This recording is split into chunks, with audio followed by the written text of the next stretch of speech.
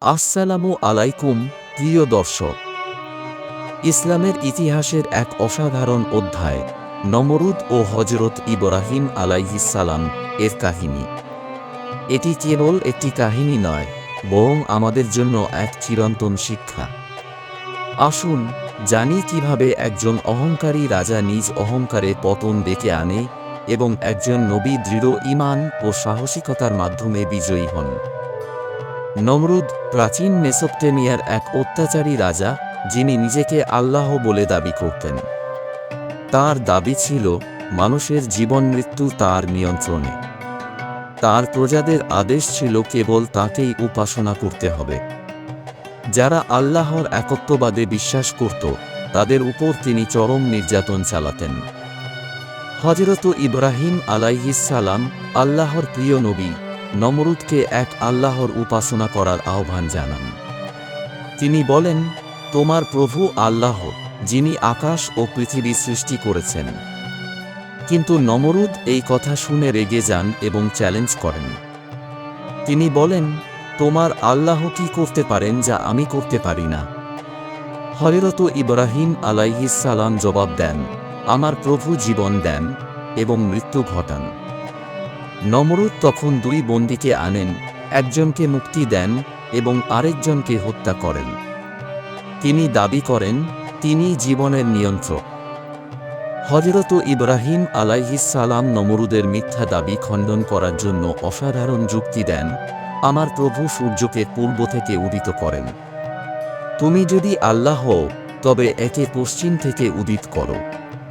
নমরুদ এই চ্যালেঞ্জের কোনো উত্তর দিতে পারেননি। তিনি স্তব্ধ হয়ে যান। নমরুদ ক্রোধে হযরত ইব্রাহিম আলাইহিসসালামকে শাস্তি দেওয়ার পরিকল্পনা করেন। তিনি একটি বিশাল চিতা প্রস্তুত করার আদেশ দেন। চিতার আগুন এত ভয়ঙ্কর ছিল যে কয়েক মাইল দূর থেকেও এর তাপ অনুভূত হতো। হযরত ইব্রাহিম আলাইহিসসালামকে একটি বিশেষ যন্ত্রের মাধ্যমে চিতার মধ্যে নিক্ষেপ করা হয়। কিন্তু আল্লাহ তাঁর প্রিয় নবীকে রক্ষা করেন। তিনি আগুনকে নির্দেশ দেন, হে আগুন, তুমি শীতল হও এবং ইব্রাহিমের জন্য শান্তির কারণ হয়ে যাও। সূরা আল-আম্বিয়া ৬৯। অলৌকিকভাবে আগুন হযরত ইব্রাহিম আলাইহিসসালামকে কোনো ক্ষতি করতে পারেনি। হযরত ইব্রাহিম আলাইহিসসালাম চিতার মাঝ থেকে অক্ষত অবস্থায় বেরিয়ে আসেন। তার অহংকার চূর্ণ করতে আল্লাহ একটি ক্ষুদ্র মশাকে প্রেরণ করেন। মশাটি নমরুদের নাক দিয়ে তার মস্তিষ্কে প্রবেশ করে। এর কারণে তিনি অসহনীয় যন্ত্রণায় পড়েন।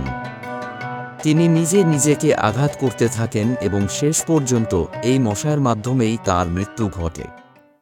এই ঘটনা আমাদের অনেক কিছু শেখায়।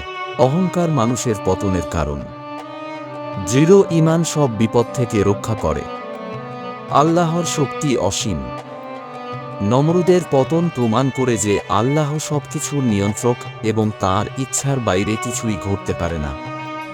প্রিয় দর্শক, নমরুদ ও হযরত ইব্রাহিম আলাইহিসসালামের ঘটনা আমাদের স্মরণ করিয়ে দেয় যে আল্লাহ সর্বশক্তিমান। আমরা যেন অহংকার থেকে বিরত থাকি এবং আল্লাহর প্রতি ঈমান আনুগত্যের পথে চলি। ভিডিওটি যদি আপনাদের ভালো লেগে থাকে, তাহলে লাইক, শেয়ার এবং চ্যানেলটি সাবস্ক্রাইব করতে ভুলবেন না। দেখা হবে আমাদের পরবর্তী ভিডিওতে। আল্লাহ হাফেজ।